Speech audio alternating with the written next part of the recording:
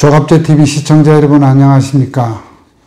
오늘 아침에 검찰에서 조국 법무부 장관 후보자의 주변에 대해서 전방위적으로 전격적으로 압수수색을 실시를 했습니다. 아마도 일부 기관에서는 이런 컴퓨터 자료를 다운받는 과정에서 아마 지금 이 시간, 지금 오후 3시가 넘은 시간인데 지금까지 계속되고 있을 것입니다. 청문회를 앞두고 청문 대상 장관 후보자에 대해서 이와 같은 압수수색을 하는 것이 이걸 어떤 의미로 봐야 되느냐 분분하신 것 같습니다.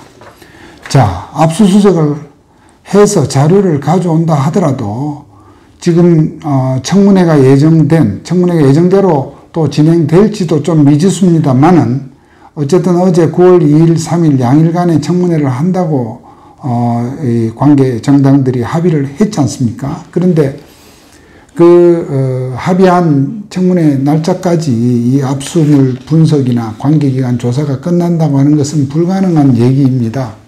자, 그러면 이와 같이 범죄 혐의를 전제로 압수수색 영장을 받아서 압수수색을 다 해왔는데 이런 자료가 이렇게 검찰에 수집이 된 상태에서 청문회를 해가지고 장관을 임명을 할 수가 있겠느냐? 한다 하더라도 말이죠. 청문회를 한다 하더라도 장관을 임명하면 그러면은 임명된 장관을 상대로 그 압수된 자료의 분석 결과를 가지고 조사를 할 것이냐 하는 문제가 있죠.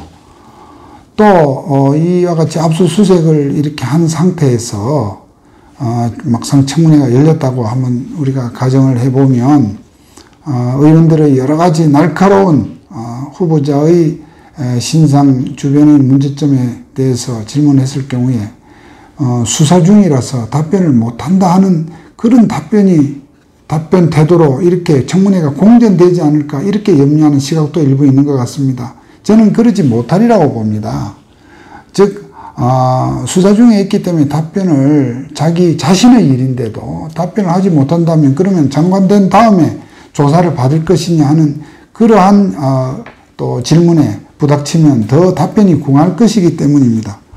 아무튼 이와 같이 청문회 직전에 검찰의 대대적이고 전방위적인 압수수색을 한다는 자체가 워낙에 예가 없던 이례적인 일이기 때문에 이러한 검찰의 이 강제 수사의 이 파문과 여진이 어떻게 갈 것이냐 하는 부분은 지금 정말 이 추측하기가 어렵습니다만은 결국은 이 정도로 이와 같은 압수수색이 이를 정도로 조국 후보자에 대한 비리가 워낙에 양적으로 질적으로 많았다는 점을 말해주는 것이기 때문에 결국은 청문회 전에 후보가 사퇴를 하거나 지명권자가 지명을 철회하는 아마 그런 일이 있을 것으로 예상을 합니다. 전후 사항을 지금 제가 파악해 보고 한 바로는 검찰의 이런 압수수색이 과거의 예와 같으면 청와대나 혹은 대검 또 법무부와 나름대로 교감 속에서 이루어졌을 것입니다만은 오늘 검찰의 이러한 압수수색은 물론 검찰총장과 서울지검장 간에는 당연히 교감과 보고 또 재가가 있을 것이겠으나 청와대 측과 또는 법무부 측과는 교감이 없었던 것으로 보여집니다. 청와대 측이나 법무부와 교감을 했더라면 또 이러한 압수수색이 이루어졌을 리가 없어 보이기 때문입니다. 어쨌건 이러한 전례 없는 압수수색의 빌미를 제공한 것은 당연히 조국 후보자 본인입니다. 조국 법무부 장관 후보자에 대해서 청문회를 앞두고 고소고발이 쏟아진 것만 10건이 넘는다고 합니다. 조 후보자 일가의 부채 탕감, 100억대 채권 확보 과정에서 불거진 짬짬이 사기, 소송 사기 의혹, 또 일가족의 부동산 차명 거래 의혹이나 조 후보자 딸의 입시 부정, 또 장학금의 특혜 등을 수사해달라는 고소고발이 그야말로 쌓이는 그런 상황이었습니다. 의사단체와 시민단체도 신문 광고를 내고 또 항의하는 성명을 발표하고 또 조 후보자 일가족의 이건 더구나 청와대 민정수석으로 들어간 2달 후에 이와 같이 보통 일반인들이 잘 하지도 않는 사모펀드를 이렇게 조성을 하고 이게 사실상 가족펀드라고 하는 것이죠. 그렇게 한 문제. 조 후보자 딸이 고등학교 시절 불과 2주간의 인턴을 하면서 아주 어려운 그런 수준의 병리학 논문 제1저자로 이름을 올린 일이라든지 이런 부분들은 어떤 과거의 공직 후보자도 신상과 관련해서 이만큼의 많은 문제가 지적이 되고 고소고발을 당한 적이 없다는 것을 반증해 주는 것입니다. 조 후보자의 문제는 지금 단순히 한 장관 한 명의 임명 문제가 아니라 온 국민의 관심이 집중되어 있고 이것은 곧 현재 문재인 정부의 앞으로의 앞날이 순탄할 것인가, 그야말로 이 국민들로부터 신뢰를 잃고 고난의 어떤 행군을 할 것인가의 어떤 시금석이 되고 있습니다. 그럴 사안이 아님에도 그렇게 판을 만들고 키운 것 자체가 문재인 대통령이라고 할 수 있습니다. 청문회를 해서 다 밝히면 될 것이 아니냐 하는 지금 여당 측의 반론이 있지만은 청문회는 이틀을 한다고 해도 혹은 사흘을 한다고 해도 만약에 관련된 자료를 제대로 제출하지 않거나 또 어떤 지금 문제가 되는 내용에 관해서 증언해 줄 수 있는 그런 증인들이 출석을 하지 않으면 이 청문회 석상에서 규명하는 데는 한계가 있을 수밖에 없습니다. 아무튼 윤석열 검찰총장은 눈에 보이는 비리에 대해서는 좌고우면하지 않고 법대로 원칙대로 하겠다고 하는 그런 평상시의 소신을 이번에 여지없이 보여준 것이다 하는 생각이 들어서 적어도 이번 이 지금 조국 후보자에 대한 정광석과 같은 이런 증거 기록 확보 조치의 의미를 갖는 이 압수수색에 대해서는 정말 박수를 보내고 싶고 또 이것이 단순히 청문회 전에 하나의 어떤 그 여당 장관 후보자에 대한 세간의 그런 따가운 시선을 피하기 위한 일과성 면피용 그런 수사가 되지 않기를 바랍니다. 또 그렇게 되지 않을 것으로 저는 확신을 합니다. 문재인 대통령은 윤석열 검찰총장에게 얼마 전 임명장을 줄 때 살아있는 권력에 대해서도 엄정하게 수사해 달라고 했습니다. 현 정권의 비리도 전 정권과 똑같은 잣대로 수사하라는 그러한 뜻을 대통령 스스로가 명시적으로 공개적으로 신임 검찰총장에게 요청을 한 바 있습니다.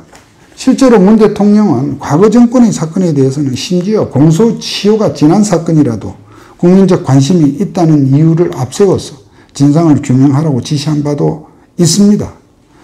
조국 법무부 장관 후보자는 누가 뭐래도 현재 문재인 정권의 가장 실세이고 대통령의 최측근이고 현 정부의 소위 공정, 정의 또 이런 부분의 아이콘이었습니다. 그런 점에서 살아있는 권력이라고 할 수 있는데 이런 와중에도 조 후보자는 자신이 검찰 개혁을 하기 위해서는 자기가 반드시 법무부 장관을 나가야 한다는 그런 취지로 계속 검찰개혁 구상도 발표하고 또 청문회 를 반드시 열어달라는 어떤 의사표시를 하기도 했습니다만 조 후보자가 말하는 그런 검찰개혁이라고 하는 것은 결국 무슨 공수처를 만들고 검경수사권 문제 그것으로 해결되는 그런 주제가 아닙니다. 그것은 그런 제도의 변화 또 그런 제도의 신설과 관계없이 검찰을 대통령 소위 정치 권력자의 어떤 손아귀에서 이렇게 거리를 두고 내려놓는 것이 가장 기본이고 우선적인 숙제입니다. 대통령의 입맛에 정치 권력에서 입맛에 맞고 그 코드에 맞는 그러한 수사 그런 것을 이렇게 조장하고 또 그렇게 한 검사들에게서는 중용을 하고 그렇게 하지 못하거나 정권의 어떤 눈에 거슬리는 사람들에 대해서는 자천을 하거나 인사불이익을 주는 이런 식의 정치적 개입 이런 부분을 하고서 무슨 검찰 개혁을 얘기를 할 수가 있습니까? 이 최근에 보여준 검찰 간부들 인사에서 보여준 그러한 난맥상을 국민들이 똑똑히 보았습니다. 즉 조국 후보자가 말하는 그러한 검찰 개혁은 지금 국민들의 높은 또 지혜로운 이 눈높이에 전혀 맞지 않는 하나의 허상을 쫓는 얘기일 수 있다는 것이 저의 생각입니다. 그리고 그것은 검찰 개혁은 어떤 조국 후보자와 같은 또 이 현재의 이 정치 권력이 생각하는 그런 방향대로는 결코 되지 않는다는 점을 알아야 할 것입니다. 어쨌든 청문회를 앞두고 검찰이 모처럼 이렇게 유례 없지만 유례 없이 전격적으로 이러한 국민적 의혹을 해소하기 위한 그리고 해서 증거의 분실과 이 조작을 막기 위한 이러한 증거 확보에 나섰다는 것만으로 충분히 박수를 받을 만하며 나아가서 청문회 여부와 관계없이 조국 후보자가 정말 권력의 실설로서 정말 겉과 속 다르게 저질렀던 여러 가지 비리들이 낱낱이 밝혀질 수 있는 그런 계기가 될 것으로 생각을 하고 검찰의 분발을 정말 촉구를 합니다. 조국 후보자에 대해서는 다시 한번 이 지경에 이런 것은 누구를 원망할 사항이 아닙니다. 원망할 이유가 없는 본인의 그런 잘못이고 과오입니다. 이 점을 계기로 청문회 개최 전에 결단을 내려서 후보직을 내려놓음으로써 그리고 홀가분한 상태에서 이 모든 비리 의혹에 대한 수사를 받겠다는 자세를 이렇게 가지는 것이 국민에 대한 마지막 예의가 아닌가 그렇게 생각을 합니다. 여기까지 말씀드렸습니다. 감사합니다.